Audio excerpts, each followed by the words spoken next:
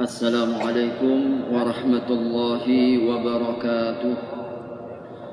Innal hamdalillah nahmaduhu wa nasta'inuhu wa nastaghfiruh wa na'udzu billahi min shururi anfusina wa min sayyiati a'malina.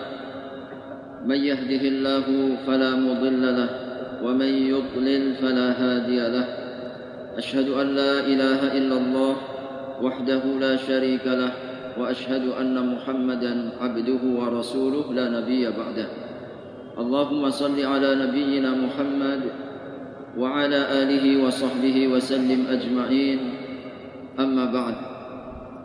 Segala puji serta syukur marilah kita panjatkan kehadirat Allah Subhanahu wa taala atas rahmat terutama taufik Allah Subhanahu wa taala.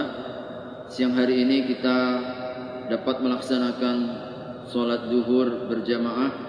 Mudah-mudahan Allah jaga istiqomah kita dan kita lanjutkan dengan majelis ilmu yang insyaallah bagian dari taqarrub yang amat sangat dicintai oleh Allah Subhanahu wa taala. Allah banggakan mereka-mereka yang di dalam majelis ilmu di sisi makhluknya yang mulia, yang mudah-mudahan insyaallah akan senantiasa menjaga istiqomah kita di dalam iman dan amal soleh kita di dalam kehidupan sehari-hari. Amin ya rabbal alamin. Salam dan salawat mari pula kita sampaikan kepada Nabi Allah Muhammad sallallahu alaihi wasallam, keluarga, para sahabat serta seluruh umatnya hingga akhir zaman. Hadirin rahimakumullah, ada satu ungkapan dari seorang salafus saleh ketika mereka memaknai musibah sehingga tetap ujian kepada Allah Subhanahu wa taala. Biasanya kita memuji Allah saat kita mendapatkan kenikmatan, mendapatkan kesenangan. Allah mudahkan seluruh urusan kita. Allah Subhanahu wa taala berikan kepada kita kenikmatan-kenikmatan dalam hidup. Sedikit orang yang mampu untuk memahami dan menyadari hingga kemudian mereka tetap memuji Allah, tetap bersyukur kepada Allah Subhanahu wa taala tatkala mereka di dalam kesulitan. Saat susah syukur, saat diuji dengan musibah dia tetap bersyukur kepada Allah. Ini yang luar biasa. Kalau dia memuji saat dia senang, biasa. Tapi ada hamba Allah Subhanahu wa taala ketika mereka diuji oleh Allah dengan kesempitan, dengan kesusahan, ternyata pujian mereka kepada Allah Subhanahu wa taala. Salah satu yang diungkapkan oleh salafus saleh kita Syuraih rahimahullahu taala, beliau memberikan 4 alasan. Mudah-mudahan dengan 4 ini insyaallah kita akan lebih mampu untuk memaknai setiap ujian, musibah dan ketidaknyamanan di dalam hidup ini, sehingga kita tetap terus memuji Allah Subhanahu wa taala dan tidak berprasangka buruk kepada Allah. Seringnya hadirin saat kita mendapatkan ujian-ujian keburukan, seringkali yang masuk di dalam hati dan jiwa kita adalah prasangka-prasangka buruk kepada Allah Subhanahu wa taala. Terlebih ketika kita ini sudah merasa baik, merasa soleh, merasa taat, rajin ibadah kita, tidak kurang puasa kita, amal soleh selalu dijaga, tapi kadang yang kita hadapi. Kenapa ya Allah pasang surut kehidupan saya? Berat benar ujian saya di dalam kehidupan ini. Seringkali kemudian muncul prasangka-prasangka buruk, tuduhan-tuduhan buruk kepada Allah Subhanahu wa taala. Syuraih mengatakan, aku ketika diuji oleh Allah dalam kesulitan, saat aku diberikan oleh Allah musibah, tetap aku puji Allah Subhanahu wa taala atas segalanya. Mengapa? 4 kata beliau alasannya. Pertama, beliau merasakan bahwa apa yang menimpanya, ternyata beliau merasakan bahwa musibah yang ia terima lebih kecil dibandingkan musibah yang ada pada saudaranya. Ternyata beliau menganggap dan merasakan bahwa ujian yang ada ini ternyata lebih kecil dibandingkan ujian kepada saudaranya. Musibah yang ia terima, beliau itu masih bersyukur karena selamat dari musibah yang lebih besar. Nah, begitu. Selamat dari musibah yang lebih besar. Itu yang membuat beliau tetap bersyukur dan tidak mengeluh. Hadirin, ini ternyata perlu cita rasa. Jadi seorang alim ulama kita, salafus soleh kita, sehingga mereka selalu tenang, nyaman, damai hidupnya, tidak ada keluhan. Terus mereka merasakan dalam hidup ini kemuliaan demi kemuliaan, meskipun secara zahirnya tampaknya susah, tampaknya berat. Ternyata mereka mampu menyelami. Nah, ini kata kuncinya. Menyelami dan memaknai setiap musibah. Subhanallah, dia merasa bahwa dia selamat dari musibah yang lebih besar. Masya Allah. Ketika jari kelingkingnya yang terjepit, yang ditengok 9 jarinya. Kira-kira begitulah. Alhamdulillah, baru jari kelingking. Coba kalau 99 jari, cemanalah aku akan bisa makan. Selamat dari musibah yang lebih besar. Mungkin dia kecelakaan, alhamdulillah masih selamat. Ada orang yang kecelakaan meninggal. Masya Allah. Ketika mungkin orang masih diberikan oleh Allah Subhanahu wa taala kesempitan rezeki, alhamdulillah masih ada rezeki.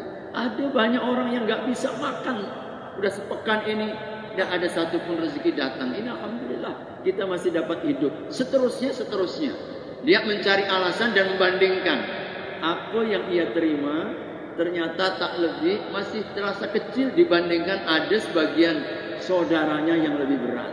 Maka hadirin, salah satu kiat memang agar kita itu selalu bersyukur, lihat nikmat yang Allah berikan dan lihat saudara kita mungkin yang lebih daripada kita, lebih susah, lebih sulit, ujiannya lebih berat. Maka ternyata ini akan mendatangkan kesyukuran. Dan begitulah salafus soleh kita, diantaranya adalah Syuraih ketika beliau menyadari ini. Yang kedua, hadirin rahimakumullah, mudah-mudahan menjadi kiat beliau menyadari dan bersyukur meskipun di dalam kesulitan, karena Allah karuniakan kesabaran. Subhanallah. Orang yang paling nikmat saat diberikan musibah, maka mereka yang diberikan kesabaran. Meskipun tampak secara zahir susah payah, tetapi hakikatnya Allah memuliakannya. Sebab orang kalau diberikan kesabaran, maka maknanya hadirin, diberikan oleh Allah kesempatan, peluang, pahala tidak terbatas. Innama yuwaffas sabiruna ajrahum bighairi hisab. Bighairi hisab. Orang yang disempurnakan, Allah akan sempurnakan pahala orang yang bersabar tanpa hisab. Derajat surga itu sekadar derajat sabarnya. Wa jazaahum bima sabaru jannatan wa harira. Kami akan berikan pahala surga baginya karena sabarnya. Allah Subhanahu wa taala sebutkan sabarnya. Dan sabar itu bertingkat-tingkat. Maka sekadar tingkatan sabar kita, setinggi itu pula surga kita. Maka mengapa ulul azmi begitu tinggi, berbeda-beda, bertingkat-tingkat? Ternyata karena tingkat kesabarannya. Sehingga kita diperintahkan oleh Allah, bersabarlah kalian seperti sabarnya ulul azmi. Fasbir kama sabara ulul azmi minar rusul. Bersabarlah engkau seperti sabarnya ulul azmi. Ulul azmi yang 5 itu, Nabi Nuh, Nabi Ibrahim, Nabi Musa, Nabi Isa, Rasulullah Muhammad sallallahu alaihi wasallam. Mengapa mereka paling istimewa dibandingkan 300 lebih rasul? Mengapa mereka paling istimewa dari 124.000 nabi? Ternyata adalah karena kesabarannya. Puncaknya adalah Rasulullah sallallahu alaihi wasallam. Maka orang yang dikaruniakan oleh Allah kesabaran, benar-benar mereka yang diberikan kenikmatan yang tinggi. Inilah yang menjadi cita rasanya Syuraik. Bersyukur saat diuji masih sabar. Banyak orang diuji tidak sabar. Banyak orang diuji mengeluh. Banyak orang diuji meratap. Banyak orang diuji kemudian mendatangkan kemurkaan Allah Subhanahu wa taala. Sehingga menuduh Allah macam-macam. Apa maunya Allah? Bukankah? Dia merasa lalu bangkit-bangkitkan. Saya ini sudah begini. Apa maunya Allah terhadapku ini? Subhanallah. Kalau kita diberikan oleh Allah Subhanahu wa taala kesabaran, sungguh kita diberikan oleh Allah puncaknya kebaikan. Tapi memang sabar ini perlu latihan. Innamas sabru bitasabbur. Sabar itu perlu proses melatih diri dengan kesabaran. Tidak tiba-tiba. Makanya hadirin rahimakumullah, salah satunya adalah latihan sholat. Seringkali dalam Al-Quran itu sholat dan sabar dijadikan satu. Kita temukan di juz pertama, wasta'inu bis-sabri was-shalah wa innaha lakabiratun illa 'alal khashi'in. Lalu di juz yang kedua juga sama, surat Al-Baqarah, wasta'inu bis-sabri was-shalah innallaha ma'as-sabirin. Sabar dan sholat. Maka sabar dalam sholat ini latihan. Hadirin, latihan kita untuk bersabar. Orang yang sempurna sholatnya mudah-mudahan disempurnakan kesabaran hatinya. Karena ini modal utama. Dalam hidup ini satu ya modalnya. Sabar dan syukur. Ya kan? Kadang-kadang kita mengalami kesulitan dan sering mengalami kesulitan. Maka kalau kita tidak sabar, kita akan menjadi orang yang dimurkai oleh Allah. Maka kita menjadi orang yang rugi. Sebab apa hadirin? Dah jatuh ketiban tangga, kata orang. Ya, karena kita sudah diuji dalam kesusahan, dapat kemurkaan Allah Subhanahu wa taala.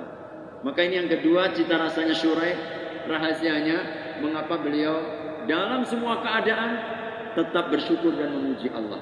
Yang ketiga, kata beliau, aku senantiasa memuji Allah meskipun aku dalam kesulitan dan diuji oleh Allah, karena aku dapat mengucapkan istirja, inna lillahi wa inna ilaihi raji'un. Subhanallah. Banyak orang ketika diuji lupa dengan siapa yang memberi. Seringnya orang hadirin rahimakumullah, wa idza an'amna 'alal insani a'rada wa na'a bi janibihi wa idza massahu asy-syarru kana ya'usa. Ini keadaan kita. Manusia itu kalau diberi oleh Allah nikmat, seringkali lupa diri, seringkali mereka menjauh, seringkali mereka lalai ketika diuji dengan kenikmatan. Tapi ketika diuji dengan kesulitan, maka seringkalinya manusia ini manusia ya'usa, berputus asa. Hadirin rahimakumullah, nikmat ketika kita diuji langsung ingat siapa yang memberi. Maka saat kita diuji, apakah karena hilang mungkin harta kita, mungkin ada sesuatu yang Allah ambil daripada kenikmatan kita, ada orang yang kita cintai, Allah Subhanahu wa taala wafatkan, maka orang yang pertama kali diberikan kabar berita gembira, mereka yang bersabar adalah orang yang mengatakan qalu inna lillahi wa inna ilaihi raji'un. Alladzina idza asabatuhum musibah qalu inna lillahi wa inna ilaihi raji'un. Ini rizki. Saat kita istirja, hadirin, hadisnya hadis Muslim dalam kitab Riyadhus Shalihin, Rasul menyebutkan ketika ada seorang hamba yang diuji, lalu kemudian Allah utus malaikat. Apa yang dikatakan oleh hambaku itu? Allah lebih tahu apa yang diucapkan, tetapi untuk memberikan pelajaran, dia memujimu ya Allah, dan dia mengatakan inna lillahi wa inna ilaihi raji'un. Apa kata Allah? Wahai hambaku, tolong bangunkan istana untuk hambaku ini. Masya Allah. Allah perintahkan untuk membangunkan istana di surga. Karena ucapannya inna lillahi wa inna ilaihi raji'un. Hadirin, sedikit orang yang mampu merasakan ini.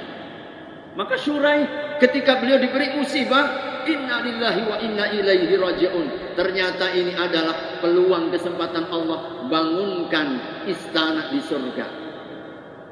Hadisnya sahih. Riwayat Muslim dalam kitab Riyadhus Shalihin karya Imam An-Nawawi disebutkan oleh baginda Nabi sallallahu alaihi wasallam. Nah, ini kalau orang nggak punya ilmu, jarang ikut majelis taklim, yang datang apa? Itu tadi umpatan, makian, marah, ratapan, ya. Jadi berprasangka buruk kepada Allah Subhanahu wa taala, tidak menyelesaikan masalah, dan pasti dia rasakan musibah, dapat murkanya Allah Subhanahu wa taala. Bagi orang yang beriman semuanya baik kata Nabi. Makanya perkaranya orang beriman menakjubkan kata Nabi. Ajaban li amril mukmin, selalu menakjubkan. Apa yang membuat sesuatu atau dalam diri umat kaum mukminin itu begitu menakjubkan? Karena imannya. Iman yang selalu diteguhkan, dikuatkan, diilmui seperti ini. Maka mereka mampu memiliki cita rasa yang berbeda. Kelihatannya masih susah, kelihatannya berat dalam hidup, belum tentu hatinya begitu bahagia. Maka sering kita dapatkan orang biasa saja, hidupnya Masya Allah, jauh dari kekayaan, jauh dari mungkin ketinggian kedudukan, tapi luar biasa damainya, tenangnya. Boleh jadi karena jiwanya lapang dengan sifat-sifat kesabaran, menyerahkan totalitas kepada Allah Subhanahu wa taala. Yang terakhir, kata Syuraih yang keempat, mengapa beliau mampu tetap memuji kepada Allah agar setiap musibah dirasakan nikmat. Beliau katakan, aku bersyukur kepada Allah atas musibahku ini. Sebab apa? Yang diuji masalah duniaku, bukan masalah agamaku. Beliau takut yang jadi masalah itu agamanya. Kalau cuma masalah dunia, mungkin kurang-kurang makan, kurang-kurang rezeki, sempit ini, mungkin agak susah, dan lain sebagainya. Ini masih masalah dunia. Sebab dunia ini bukan ukuran mulia atau tidaknya seorang hamba. Tetapi beliau puji karena yang diuji masih masalah duniaku. Yang aku takutkan apa? Yang aku takutkan kalau yang bermasalah adalah masalah agamaku. Musibah terbesar kepada seorang hamba saat dia diuji dalam masalah agamanya. Karena itu Nabi sallallahu alaihi wasallam doanya, la taj'al musibatana fi dinina. Ya Allah, janganlah kau jadikan musibahku, masalahku itu dalam masalah agama. Itulah sebenar-benar musibah. Makanya Syuraih beliau mengatakan, alhamdulillah, kau uji masih dalam urusan mungkin jasadku, mungkin hartaku, mungkin duniaku, mungkin masalah-masalah dunia kita. Alhamdulillah, yang aku takutkan yang bermasalah ini agamanya. Saat yang bermasalah sholatnya, masalah sholatnya, masalah Qur'annya, masalah zikirnya, masalah taatnya, masalah istiqomahnya. Nah, ini yang kita takutkan. Itu yang benar-benar musibah. Maka beliau radhiyallahu rahimahullahu taala memiliki cita rasa 4. 1, karena selamat dari musibah yang lebih besar. Yang kedua, karena beliau masih diberikan kesabaran. Yang ketiga, beliau masih dapat berucap dan meyakini hakikat inna lillahi wa inna ilaihi raji'un. Yang keempat, musibah yang ia terimanya bukan dalam masalah agama. Maka insya Allah mudah-mudahan dengan keempat ini kita mampu memiliki cita rasa dan terus bersyukur kepada Allah dalam keadaan apapun, nikmat atau musibah, lapang atau sempit. Pujilah selalu Allah Subhanahu wa taala, maka kita akan mendapatkan kemuliaan para malaikat, di mana amalan yang paling diharapkan para malaikat di sisi Allah adalah tahmid, pujian Allah Subhanahu wa taala. Wa nahnu nusabbihu bihamdika wa nuqaddisuka. Dalam surat Al-Baqarah ayat yang ke-30. Sedang kami ya Allah selalu bertasbih dan selalu memuji. Maka pujian adalah amalan hariannya para malaikat seperti nafas kita ketika kita terus menghirup dalam kehidupan sehari-hari. Mudah-mudahan Allah karuniakan kebaikan. Hadanallahu wa iyyakum. Kurang dan lebihnya mohon dimaafkan. Mari kita sempurnakan dengan kafaratul majlis. Subhanakallahumma wa bihamdika asyhadu an la ilaha illa anta astaghfiruka wa atubu ilaik. Wassalamualaikum warahmatullahi wabarakatuh.